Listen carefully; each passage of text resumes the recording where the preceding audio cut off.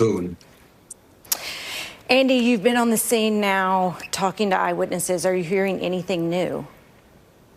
No, I think the question is obviously what we heard today, this morning, about how big a blast this was. Felt or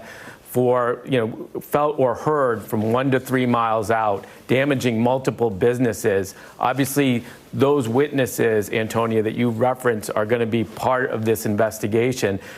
Frank had referenced fingerprints. There's another fingerprint, if you will, is the VIN number on the vehicle. And if they can get that and they can match it to somebody, and it does actually match to the individual that potentially did this, it makes a big difference in terms of the speed of leads in this case. So it's something, all these different tracks in processing this crime scene kind of radiating out are going to be key to how quickly we start to get focus on this.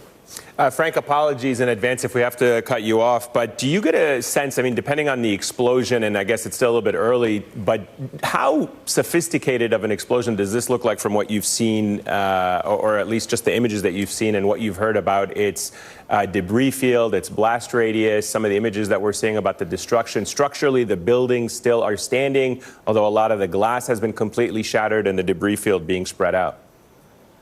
Yeah, this is interesting because you heard Jim Kavanaugh earlier, former senior ATF official, talking about high order explosives because of the debris field, because it was felt 2.5, 3 miles away. And that, he knows what he's talking about. And I agree. However, it's interesting with regard to sophistication.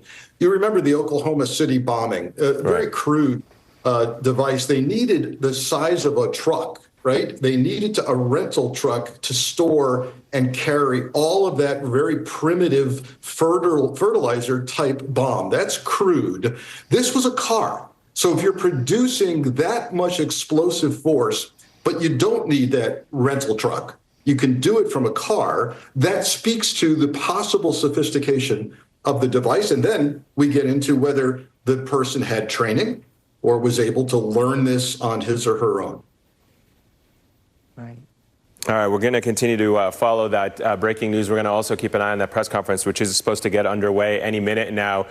Carmen, let me come back to you for a second. I just wanted to get your thoughts as well in terms of the early hours of the investigation beyond this location. Where does an investigation go beyond the exact blast center or where the fertility clinic was to other areas? What leads would you be pursuing right now as a police chief?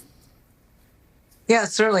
Has already been noted, if we can track down, that vehicle, any information from the vehicle, the VIN number, who either purchased the vehicle or rented the vehicle. Often we